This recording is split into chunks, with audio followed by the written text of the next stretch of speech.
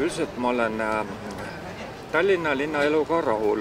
Tallinna linn mulle väga meeldib ja see on linnainimesele soodne elukeskkond. Mis mulle ei meeldi, kui ütleme, linna ja kesklinna ja vanalinna lähedusse ehitatakse selliseid moodsaid klaasist maju, et need nagu tekitab sellised uue ja vana vahel väikese kontrasti, aga eks sellega ka ajapikku harjub. Ja veel mulle tundub, et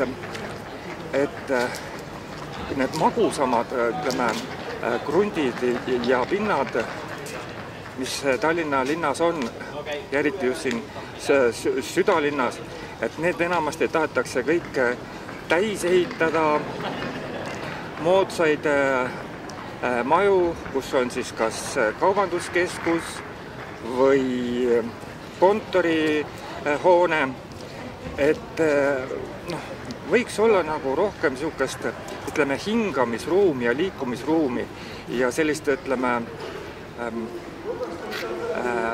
pinda, mis kas või hailastusalad, selles mõttes tore, et ei ehitatud täis seda Harju tänavat, et seal on vaba pinda ja tore ka nüüd, et rekonstrueerimise käigus seal Tammsaare pargis, et seda pole maju täis ehitatud, et sinna ikka jääb park. Et selliseid parke võiks rohkem olla. No näiteks kus?